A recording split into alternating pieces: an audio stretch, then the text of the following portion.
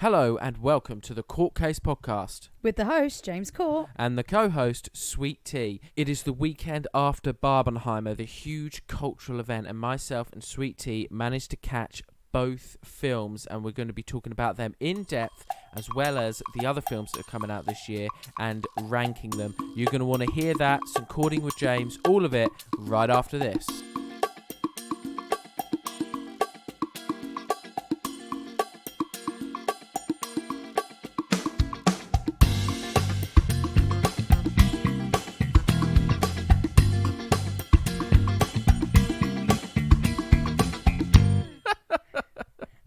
Okay. Just you complaining about everything today, but don't let Chewy up on the baby. sofa. Okay, no, don't let him up. He's up on the sofa. Hello, baby. He's just gonna get angry at you. Chewy, we're recording a podcast right now. Get down.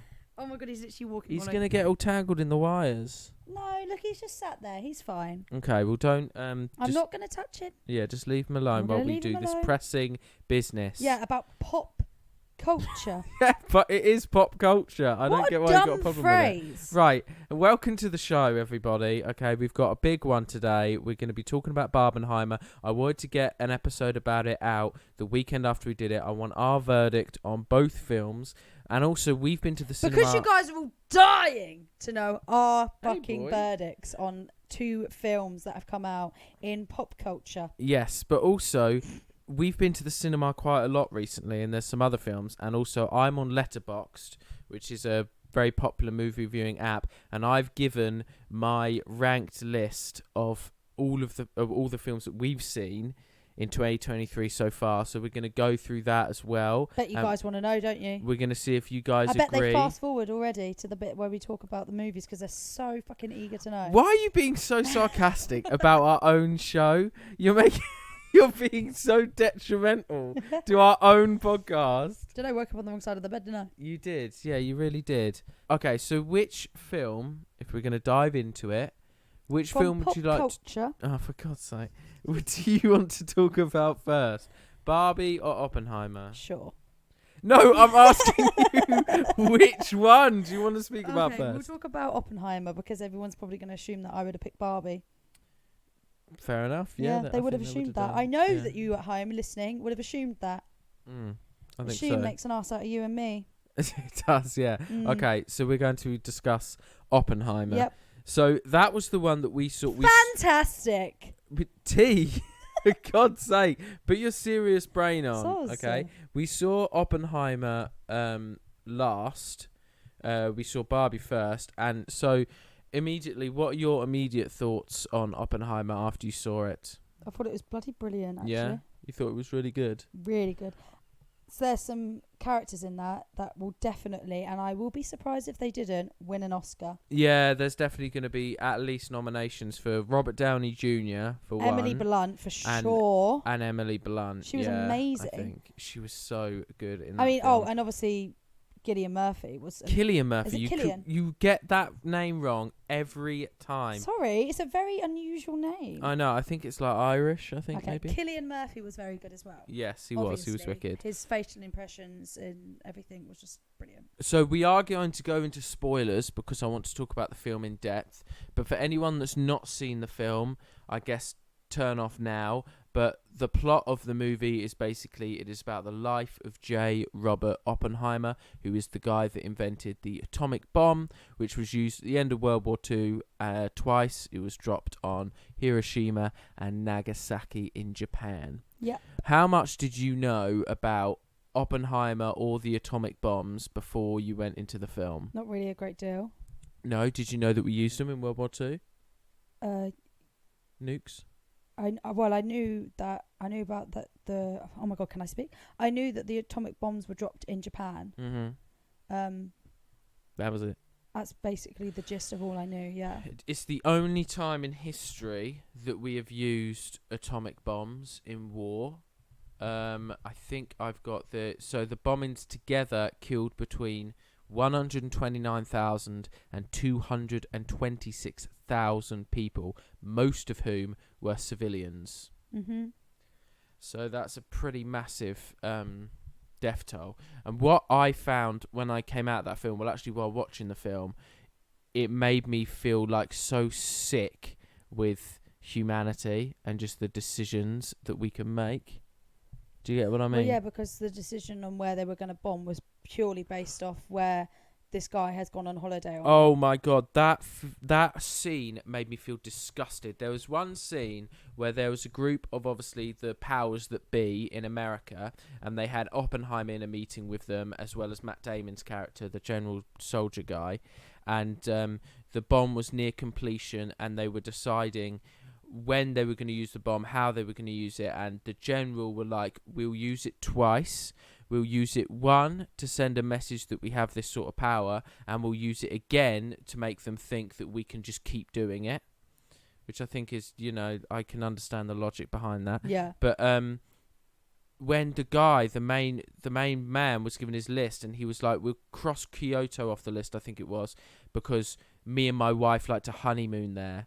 Like, that's disgusting. Yeah. Logic and behaviour. It's quite rare for when I'm watching a movie with James at home. Like, he'll like make comments and whatever. But when we're in the cinema, he's normally dead silent and like glued to the TV. That was the first time I've heard him like make some like mutter under his breath. He was actually like, "What the fuck?" I know. It shook me to my core. And there was another scene similar to that when the test of the atomic bomb on the site had been done, and then that was another thing. There was a really good discussion about, and Oppenheimer said it multiple times throughout the film, and I don't agree with him. He was saying to other scientists, he was like, just because we made it doesn't mean that we have any say on how it's used. Yeah. And he said that multiple times, and I disagree. I think that they're the ones that made it. I think they should be able to have an opinion on when it's used. Yeah. And the general guy was basically said to him is like, he was like, we're going to Washington or whatever to decide like when it's used, and he was like, will you tell me if it's used? And he's basically like, we don't really need to. Yeah. And then he finds You'll hear out it in the news. yeah, he finds out over the radio that they dropped the bomb on Hiroshima, and they do this wonderfully edited scene where Oppenheimer's having this sort of existential crisis because he knows what the bomb does and like what the effect it would have had on the Japanese people, and it's his head and how he's feeling amongst all of these people cheering and clapping because the war's over. And there's that one scene where he gave that speech in front of all those people cheering and clapping, and it all sort of goes silent, and he sees the people in the crowd like melting and burning, the effects of the bomb, and oh my god, it was so well done. And it just flabbergasted me. Also, the bit that amazed you was when they did the atomic bomb test, and when the bomb went off, and it was all just dead silence. Because I was so worried it was going to be really, really, really, really loud. Because obviously it would be, but instead of, they did the complete opposite, and it was just pure silence. Yeah. And instead you just heard like the breathing, the panicking, like the reactions, and I thought that was so cool. Yeah, and the way they use sound in this film was just insane. Oh, it's brilliant. It's I've not ever seen anything like that. Going back to that one scene I was talking about where he was in the crowd of people applauding him, and then it all went silent, and then at the odd times you would hear random like horrific screams. Yeah. Did you remember that? Yeah. That just made me feel like, oh my god. But this film made me feel some kind of way. Some kind of way, like the world is controlled by a push of a button kind of way. Yeah. Scary. And the lengths people go to for war and stuff. And also Robert Downey Jr.'s character was fantastic, and the way they pulled the rug from under us towards the end, because we thought that he was someone that was, in Oppenheimer's corner for like the first sort of half of the movie, and then you find out because towards the end of the movie, throughout the movie, Oppenheimer is being investigated by the government because they think that he's a communist spy. Yeah. And you find out towards the end that Robert Downey Jr.'s character instigated the whole investigation into him because Oppenheimer embarrassed him once, and he thinks that he made Einstein dislike him but from one conversation, and you find out towards the end of the film that conversation never even happened, which was amazing. So this whole vendetta against Oppenheimer was from a conversation that didn't even happen. It's insane. Oh, fantastic. Such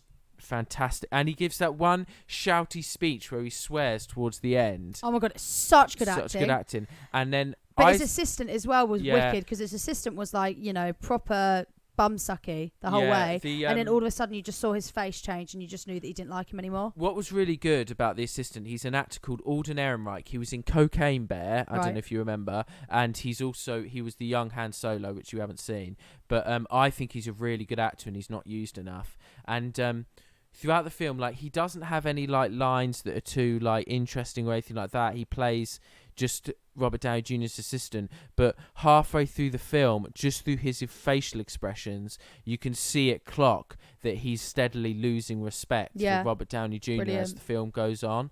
And I just think it was really well played. And then at the end, he gives that badass line where Robert Downey Jr. is talking about Oppenheimer and Einstein having this conversation, and he's just like, maybe they weren't talking about you, maybe they were talking about someone more important. Yeah. And I was just like, wicked. Yeah. Yeah. Such a good line. Schooled him. And then Robert Downey Jr. has to smile at him because of the paparazzi pictures, and it was just like, such a hateful moment, but it was just so good. Because also the smile Robert Downey Jr. gives as well, it's a real like, I fucking hate you. Yeah. Smile it was as well. a perfect smile. So good. But the thing that also amazes me about the way you were, before we pressed record, you were taking the piss out of me because I said in the intro that Barbenheimer is a pop culture event. I just don't get that reference. Right. Pop culture is music. No, that's pop music. Pop culture means a popular event in culture.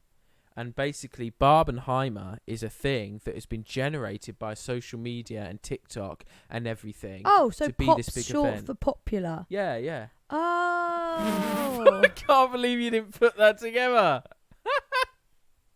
Pop is obviously popular, yeah.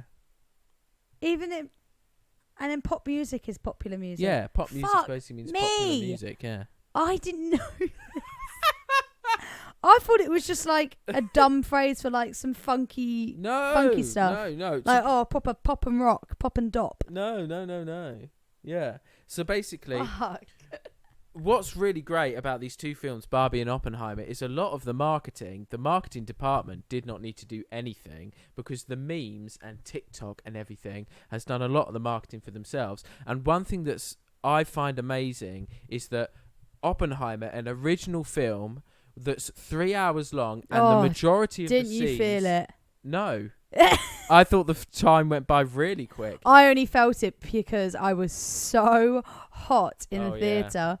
Oh my God. But what I was saying was, a movie like Oppenheimer, an original film, the majority of the scenes are people talking to each other, and it's like one of the most popular films out in the cinema at the moment. Yeah. Like, it's full packed screens. I want to know which one did better. Oh, like, Barbie's doing better at the moment. Oh, yeah. Okay. Which I think...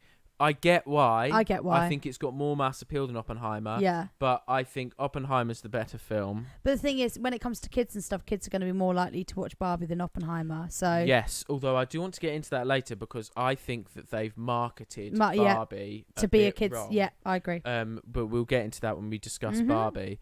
But I think all in all, Oppenheimer as a movie. Also, another thing, there were famous actors in this that were essentially extras with like one line. Cool. Because people were so desperate to be in a Christopher Nolan movie that they're just like, I'll just take anything. I'll take anything. It's like I'll do it for free. Josh Peck had like two. Josh Peck. Sorry. What was that about? How did they get Josh Peck to be the guy that pressed the button on the atomic test? I have no idea. That's mad. It was Josh Peck, and also.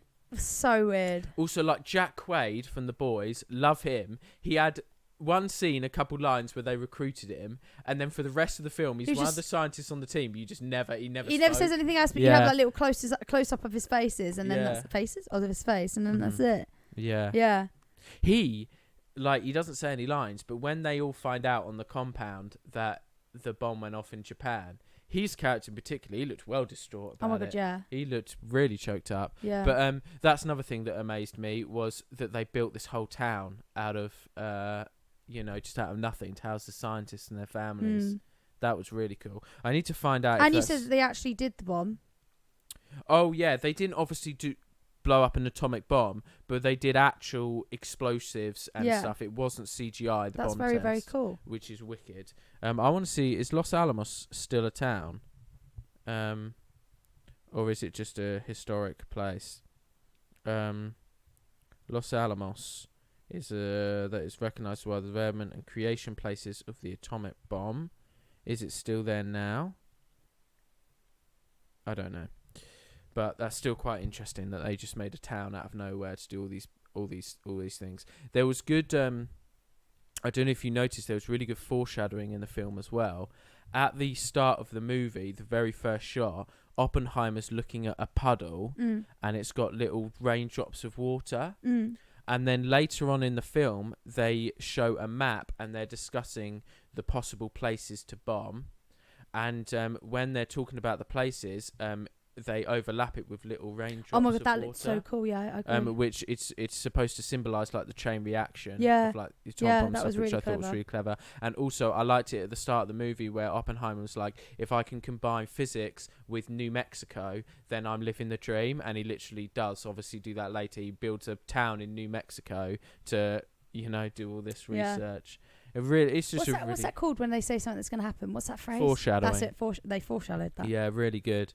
I think, I love this movie. I think it's in my top 2. Wow. But, I mean, we'll go into that later. And of this year anyway. And I just think the message is so profound. It gives such a good idea of like how bad humans can be.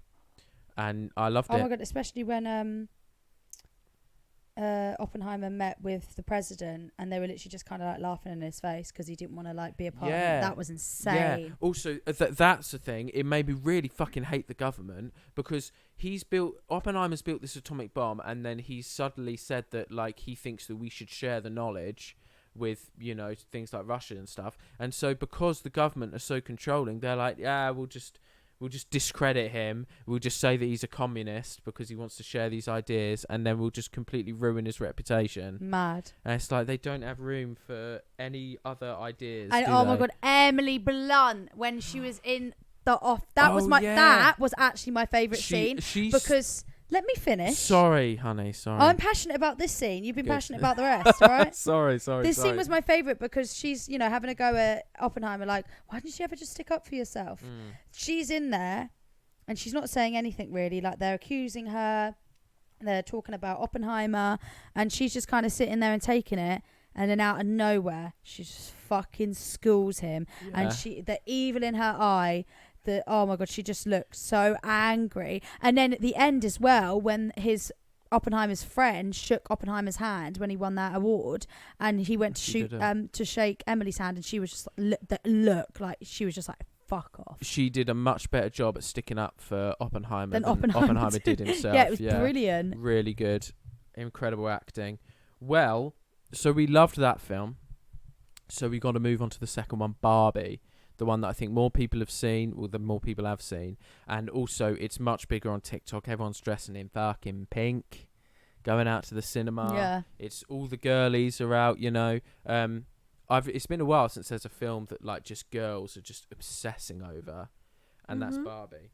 So, I've got more notes on Barbie than I do on Oppenheimer. Okay. Immediately, what are your thoughts first? As a woman, the only woman out of the two of us, what were your thoughts on Barbie? Yeah, I liked Barbie. Yeah. I think casting was really, really good as well. Like, both movies had like loads of people, like famous people in it, which was really cool. I haven't watched a movie like that in a while. Obviously, I'm obsessed with Ryan Gosling, so I was going to go anyway. Incredible, yeah. He was so good. Best part of the film. Yeah, he was so good. The fact that he was singing in it, dancing in it, acting in it, it's like La La Land all over again for me. Yeah. But no, I thought it was very, very good. Yeah. My main consensus, my main positive view of the film is that it's a really funny film. It is funny, yeah. It is really funny. There were multiple big hearty chuckles. Ken, Ryan Gosling is so funny and so good in that film. Yeah, he's got like a bit of an attitude going, isn't he? I must say though, it's not what I expected at all. Yes, I've got also not more. Well, yeah, some of it's negative things about the film that I don't think were done well. I think they were good ideas, but I don't think they were done well. And which I want to talk about. And I also think the film was marketed wrong. I know why it was marketed that way. I know why it was marketed that way, because the director, Greta Gerwig, who was a woman, wanted to do this sort of feminist message, but she wanted to hide it so that she got butts in seats and then they all heard the message. I understand that, but the thing is, it was marketed as very much a family-friendly sort of kids movie. Yeah. Which, looks like, a buddy comedy, Ken and Barbie going on a road trip to the real world, shenanigans ensue. And that's what I was expecting. And yeah. we took my younger sister, she's 13, and she didn't really understand what was going on at points. There was other kids in there that got bored and started running around the theatre at the end, because they just couldn't engage. They didn't really know what was going on. Yeah. Which ruined it for us as well, and we got free tickets out of it. But yeah, I know. That's good, another story. Yeah, so I've got here on my notes talk about the feminism stuff. So there's a lot of... There's one thing that I've seen that I just want to say is that one thing that the Barbie film did well is that there are multiple women Barbies in the film of different races and different sizes. There's like fat Barbies, there's skinny Barbies, there's black Barbies, there's white Barbies, there's Asian Barbies. Apparently there's even a trans Barbie. I didn't notice, but apparently there is. All right. Which is all really good. Every male Ken is skinny and fit. There's no fat Kens. That's true. I didn't think about it. So what we're talking about, feminism and stuff like that. What does that say? Like, all the women Barbies can be all different shapes and sizes. The Kens are all fit and that's true. Attractive. Yeah. What are we saying there? To be fair, they might not be saying anything. Yeah. So the point of the film basically is that the Barbie world is the opposite of the real world, in the fact that the real world is a patriarchy where men are in charge, and the Barbie world is a matriarchy where women are in charge, and the Kens are just basically second-class citizens. Like at the start of the film, they don't talk to they acknowledge the Kens, they say hi to the Kens, they help them out every now and then, but they don't really care for them. They have girl parties on their own, they have girl sleepovers. She doesn't really care for Ken that much, but obviously Ken really wants Barbie's attention, right? So that's the thing. And then later on in the film, basically, Barbie and Ken go to the real world. Ken discovers the patriarchy and then goes back to Barbie world and gets all the other Kens to revolt. They turn Barbie land into a patriarchy, and then Barbie has to come back. She comes back with a woman from the real world, and then they have to take over again, and they have to put the Kens back in their place and turn Barbie land back to what it once was. And that's basically what happens in the film. But the thing is, the whole message, I think they don't do the message really well. I think it should either be super, super surface level so that even little kids and everyone can get it, or really, really deep and nuanced, which I think they try to do a little bit, but they don't well enough. There's a few things that I noticed in the film. One was I found the overwhelming sexism that Barbie experienced as soon as she went to the real world was I mean, I know that I understand that I'm a man saying this, but I thought that was unrealistic. Do you remember as soon as she gets to the real world, she gets a slap on the ass? Yeah, but I can see that bit happening, because I think all the people that were just walking around were just in normal day-to-day clothes. She's skating around with her hair looking nice, full face of makeup on. She's picture perfect Barbie. Yes. She's got bright coloured clothes and a leotard and her ass sticking out. And I get the catcalls. I could 100% see that happening. I just don't in 2023. Some men are pigs, and they probably would. Yeah, no, I know they are, but I just 5 minutes after she got there, I just don't. Also, I don't think the time scale is what we're worrying about here. I think she could have been there for 5 hours and it could have happened. I don't really think it matters. They don't know how long she's been there for, the guy. That's a good point. Okay, fair enough. You swelled me on that one. Thank you. The one that I didn't get, though, was how the police were even treating her really sexist and stuff. What happened? Remind me. She was getting her fingerprints done and stuff, and they were like making comments on her body and things like that. And I was like, I understand there's a whole problem with race and the police in the US, but I do not believe for a second Really? that a victim.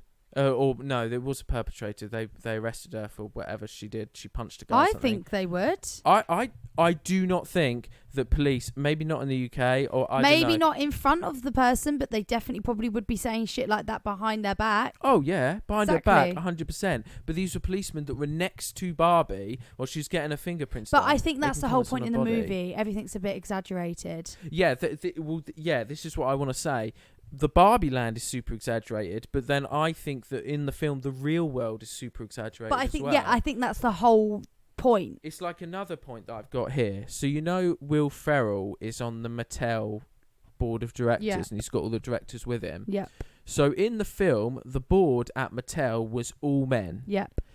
In the actual real world, the board of Mattel is 6 men and 5 women. That's strange, yeah. So, I mean... Again, I feel like obviously Greta's just ran with this exaggeration theme. That's what she's done. I think so, yeah. But I think, like, this is where it could have been more nuanced, because I think that what I felt was that when Barbie went to the real world, because it was so exaggerated, it feels like she went, even though it was modern, it feels like she went to the real world in, like, the 80s. Right, okay. Like, which is much more sexist than it was now. And I know that it's been exaggerated for a reason, but like that's what it felt like to me when she was watching it. Also, their role. But then even if she was going back to the real world in the 80s, that doesn't make it unrealistic. That still happened, so it's still factual. Yeah, but I just think she, because what I've written here, which I mean you can disagree with me, but then again, I know. But anyway, I said I think the film wants women to have it worse off than they do, so that the film's message seems more serious. So you think that women are trying to victimize themselves to feel like they're having a worse life, so this movie can be relatable? I feel like women definitely receive sexism nowadays. Like, I remember when I was at uni and I would walk with girls and they would get horns honked at them. They would get comments made. I've been with you in Bognor and you've had catcalls and comments made at you. I have met girls that have had... When I went to Worthing the other day with my friend and we were waiting at the traffic lights, these 3 vans came by in a row and they slowed down even though the traffic lights were green. Slowed down, looked at us, went, "All right, girls, jump in." That's the first time that's happened to me in probably at least a couple of years. See, I thought it like kind of was dead and gone, but obviously fucking not. Well, this is what I mean. Like, it still happens, but it doesn't happen at the often, rate that it used to. And what I'm saying is, I think the film tries to make it seem like it's worse than it is to make its message seem more serious. It definitely still happens. Oh, okay. I see. But what I you don't mean think now. I think there has been progress, and I don't think it's. Yeah. So But I think that's fine that they did it like that. Right. I think that's fine because they're obviously just trying to bring awareness to it. And I mean, if they did the movie on what real life is like now, then it wouldn't have been as effective. So she needs to exaggerate it a little bit, obviously, I know, to make it effective. So yeah. So what I'm saying is, should they have brought this movie out 5 or 10 years ago? I mean, possibly, but there's nothing wrong with it being out now because it's still raising awareness. But the thing is, what's annoying as well is if they're going to like sort of slightly exaggerate what it's like for women now, they should do the same for the men, which they don't. Yeah, but it wouldn't have been the same if they brought this movie out 10 years ago because it wouldn't have been received as well. Because now people will have a little bit more, of an understanding what's right and wrong. Whereas back then they would have been like, oh, this movie's, no one's going to go watch this because it's fucking shitting on men. Yeah. Do you know what I mean? Yeah. Which I know. What's annoying is there is people that have watched the film that have been like, this film seems very anti-man, and I think it is to some extent. I don't think it's as bad as some people make it out, because at the end of the film, things do sort of seem a little better. But I think people saying like, oh, it's not anti-man, you've just watched the movie wrong, which is a stupid fucking phrase. I hate when people say that. Or you've watched the wrong movie. You've or whatever. misinterpreted the movie. Yeah. Right. Can I It's just up for say interpretation, and she said that as well. Yeah, she did. Also, that's another thing that's confusing. Rhea Perlman, Danny DeVito's wife, fun fact, at the end of the film says the patriarchy is made up. Yeah. So, like, the whole film itself tells you that the patriarchy is made up. And then it does. So see, that's where I think it gets a little bit confusing. But anyway, back to the man bit. Everyone watches films differently. Film is subjective. There could have been a boy that was raised in an all-woman household, for argument's sake, and was treated less than his sisters or whatever, and him going to watch the Barbie movie is going to have a vastly different experience than you, who grew up with 3 sisters, and only one man in the household is going to have. And I think it's wrong for people to be like, oh, you've watched the movie wrong. No, everyone watches a film differently. And I do think the film was anti-man because the film did try to address men's issues slightly, what with the fragile masculinity and stuff. But it's like when they went to the real world, it didn't address any of the men's issues. I think the main confusing part with the anti-man thing, like, it wasn't that deep, but towards the end, when they were like asking to be in the government, and they were just like, we want to give men a role in government because it was all women's government. Yeah. And then she was like, oh, we can't give you that high class job, but we can give you a lower class job. And it's just like, you've just contradicted yourself. Yeah, because it was supposed to be sort of equality. And another thing that I noticed some women on TikTok saying, that when Ken goes back to the real world, he takes over the Barbie house and makes it into the Ken Majikasa dojo house, which was funny. That was funny. And everyone was like, Ken could have just gone off and built his own house. No, he couldn't. The universe sets it up that the Kens can't do anything, and to an extent, the Barbies can't do anything. They have all these roles, but when she's eating breakfast in the morning, she's not actually eating anything. Yeah, when she's having a shower, no water's coming out. So, like, he can't actually go and get some tools and find some wood and build a house. What is weird is that, like, we do see that the Barbies have a house, but we don't know anything about where the Kens live. And also, the Barbies don't care to think about when the Kens live. Not until they were asked. Well. Yeah, exactly. It's like strange. I really liked the scene when Ken had taken over, and obviously at the start when Barbie's like, every night's girls' night, so you can't stay over, and Ken's like, every night's boys' night now. And it's just like, because that's the thing, I don't think a lot of the women that watch the film that are really positive about the Barbies don't understand how poorly the Barbies were treating the Kens at the start of the film. Like, they're not crystal clear good people. No, I didn't think that they were, because obviously Ken was literally throwing himself at Barbie, and she was just like, no. Yeah, and that's fine if she didn't like him, but I just feel like you could have let him down a little bit. Fact, one of the Barbies is president. You're not going to think about where half of your population is living. Like, they don't even think to care where Kens live. Yeah. Like, in any ways, our verdict is... Oh, no, wait. The one point that we laughed about, the fact that she went to the bar... This is the one thing that confused me as well. Barbie went to the real world, and it was super sexist, and she hated it. So at the end of the film, her idea of salvation was, I'll go and live in the real world. Yeah, that'll make me feel better.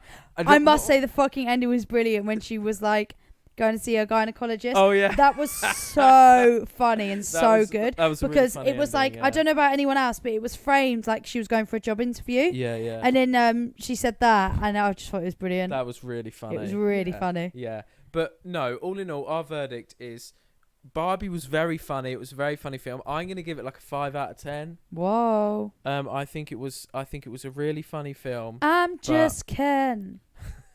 Anywhere else I'd be a 10. Yeah. Very good song. Yeah, I give it a 5 out of 10. I think it was really funny. Every joke that they wrote landed really well. I just think that the sort of message was a bit ham-fisted. It could have been done better, personally. What rating would you give it? I knew you were going to ask me. I don't know. I'm not very good with rating movies. This is why I'm not on your app thing. But did you enjoy Barbenheimer, like, as a whole experience? Yeah, I enjoyed it. To be fair, like, it's been a while since I went to the cinema and enjoyed a movie, because we went to go and watch Asteroid City, which I'm sure we'll get onto in a minute. But I fell asleep So it's been a while since I've enjoyed a movie that I've not wanted to like leave or go to sleep. Yeah. So yeah, I did enjoy both of them thoroughly. So I've got my Jammies 2023 films ranked here. Am I included in watching these as well? The majority of them you've watched, I think. I already know what your number one is. 2 of them, which you haven't watched, my number 1. Yeah, I know what your number one is. Well, we don't say it yet. Okay. We'll go from the bottom. Okay. 2 of them you haven't watched. All of the rest you have watched. Oh wow, So- go me. So at the moment, I've seen 10 new films this year. Whoa. Right. And it's July. Yeah, we're going to see if you agree with these. So at the bottom, number 10, I've got the Netflix original movie, Murder Mystery 2. I fucking loved it. That sucked ass. Holy ass. That's that kind of sucked. my shit. Like I like watching crap movies like that. Yeah. Don't know why. I just I Um, can engage in them more. That's fair enough. Well, I gave it No, it's fair enough. Obviously, it's not a good movie. 1 star. It's not a good movie, but it's an easy watch. I suppose it is an easy watch, yeah. It's nice to just chuck it on when you don't really want to watch something like Oppenheimer, you know? I'm not going to watch it again, though. Obviously not. At number 9, I've got Wes Anderson's Asteroid City. Yeah, I can agree. Now, I was really disappointed. I think a lot of people are going to disagree with me on this one, but we really liked Grand Budapest Hotel. Loved it. That was a really good film, but I feel like this film to me felt like Wes Anderson doing a impression of Wes Anderson. Like it just went too far. I don't really know what... I can't tell you one thing that happened in that movie. Yeah, I fell asleep, but also I don't know what happened. I don't know what the movie's about. It was basically it was a play. They were putting on a play about this Asteroid City, and I think that's where it just got too confusing. Just have the film be Asteroid City. Yeah. Don't have the film be someone putting on a play about Asteroid City. Yeah, that really threw me off. Yeah, so sorry guys, and sorry film buffs who are gonna absolutely bloody love Asteroid City, but it's number 9 on our list. On my list. Number 8, I've got the Super Mario Brothers movie. I did really enjoy it, but this is the thing. All of the films past here, like I really enjoyed. So the thing is about the Super Mario movie, this is probably gonna piss off some people. Absolutely pointless. There was no point in it. I mean, I went to see it, but like... technically, every movie is pointless. Well, yeah, technically it is. Well, I wouldn't say Oppenheimer was. It was educational. Good point, but yeah. Super Mario Bros. Is a movie. I mean, I was excited for it, yes. And obviously it's marketed to children, but I don't know. Easy watch, but also just... I thought Jack Black... I didn't gain anything from it. I thought Jack Black and Charlie Day were really good in it, though. Yeah, it was alright.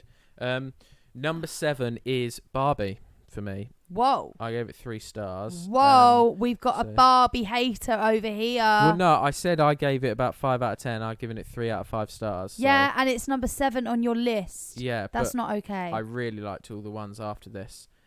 So that makes up for it then. Yeah. Chewy. Number 6, Cocaine Bear. Now, I watched this twice this year. I watched it with my mum and her partner, and I watched it with you and your family.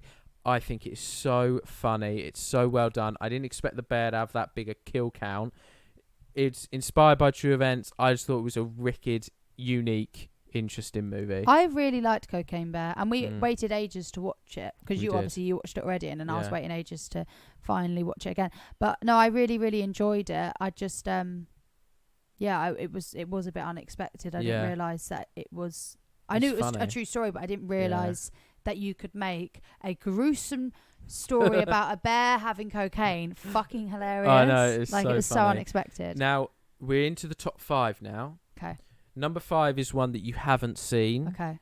I gave it 4 stars. Indiana Jones and the Dial of Destiny. Couldn't have been less bothered to watch the movie. It was a really good film. I thought it was... the critics don't like it, but audiences are loving it.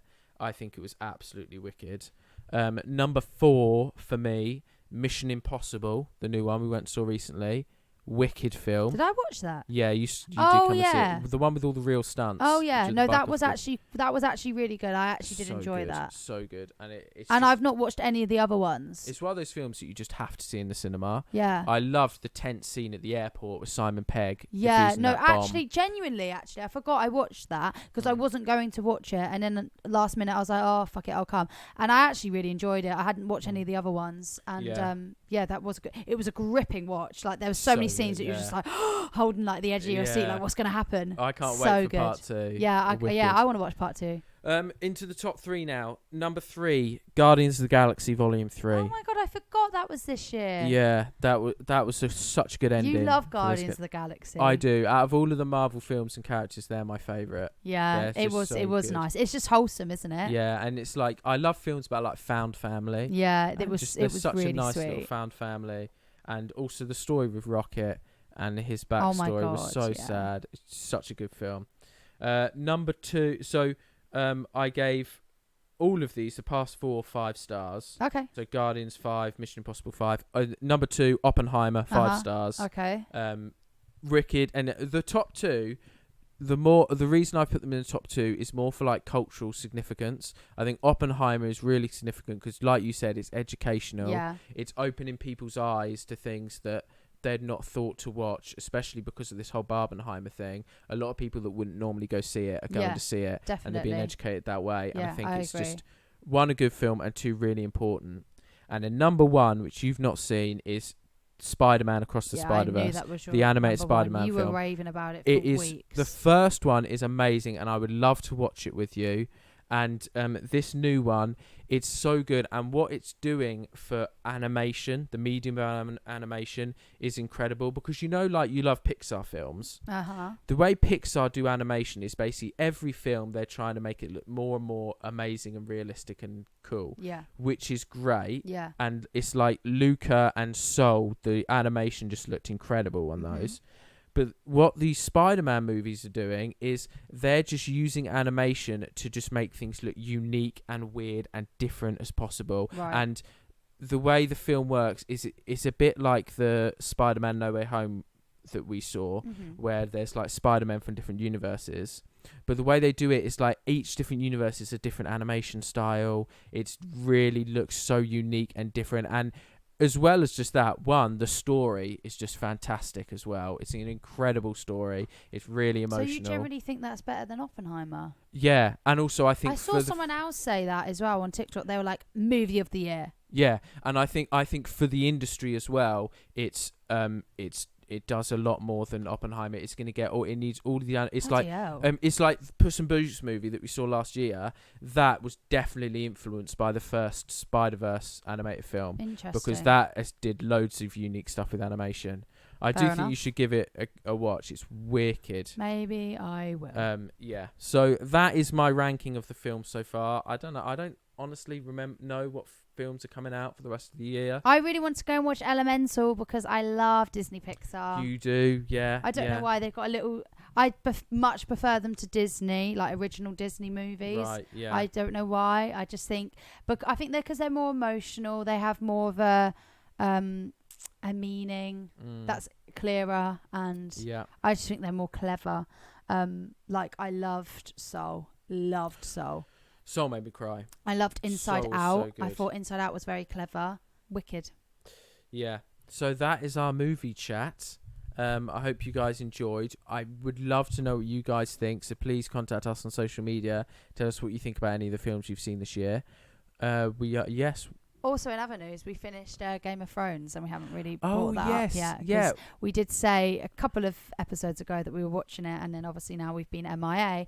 We finished it. Yeah, and what did you think about the ending? Ending was absolutely shocking. Yeah, very disappointed. I know everyone says that, but obviously I've only just seen it. What's annoying is the ride is so good. The ride is really fucking good, and I love what ride. they've done with certain characters. Don't like who they chose to be the bloody ruler at the end. That was insane. That was just an insane decision. I don't get why, if fucking Khaleesi's dead, why they wouldn't have just gone, oh, by the way, John actually should have the throne anyway. Also, the fact that because he killed Daenerys, the Unsullied army were like, you better exile Jon, or like we're gonna start a war. And so Sansa's like, okay, we'll put Jon in the Night's Watch, and then the Unsullied sail away. Yeah, if the Unsullied are sailing away keep and him not there. coming back, just be like, quick, Jon. Yeah, I didn't like that. Like- all of them split back up again. Really didn't like that. Yep. And also the fact that, like you said, you didn't like who became king. Which didn't like who Bran. became king. Yeah. The fact that at the start of the season, Bran was like, I've got no interest in the throne or anything like that. And then a few episodes later, he's like, why do you think I came to King's Landing? Yeah. Shut up. Shut up, you little fucking nerd. Shut up. But the thing is, I never liked Bran. Yeah, I never liked him. Sorry, Bran, person who plays Bran. But every time he came on the screen, I was like, I'm going to go to the toilet. Yeah, that like, one season where his storyline wasn't in it. And you oh were my like, this season's so good. I don't know what it was, but every time he just boiled my blood. It's because it's just boring. It was so fucking painful. His storyline is boring as shit in that show. Honestly, pointless character, pointless storyline. I mean, could have done without all of it. No, I don't think we needed it. I think the character isn't pointless because it is. He was needed to kill the Night King because he can like see things. No, but he didn't kill him. It still doesn't stop his storyline. Arya killed him, and I'm glad Arya killed him. I'm happy with that decision. I know some people aren't happy with it. Yeah, but I think that was wicked. Didn't mind that one. But they didn't need Bran for it. No. They really didn't. I don't think Bran even needed to be born into the family, realistically. I think it was fine with just Sansa and Arya and the other ones that you barely saw. I agree with you that I think it's cool that Arya killed the Night King. I think that they should have done Jon and Jaime killed him. Right, what people are saying. Oh, Jaime's a fucking idiot as well. Yeah, that's I was stupid. so happy that Jaime and Brienne had got together. I was like, oh my God, this is like so fucking cute. And then he wakes up in the morning, he's like, nah, wasn't as good as Leia as my sister. Off I go. He's like a cocaine addict. Yeah, off I go to my sister because I love her so much, even though she's just sent someone to come and kill me. I know. What? I know. And that person was his friend. Yeah. Dumb show. Yeah, it is, yeah. But after that rant, we are now out of time. So we hope that you enjoyed our movie and brief TV talk today. If you guys have experienced Barbenheimer, Spider-Man, Mission Impossible, any of the ridiculously good films that have come out this year, comment on our social media. Tell us what you thought of them. We'd love to know. And we hope you guys tune in next time for our next episode. Woohoo! See you guys soon. Bye. Over and out.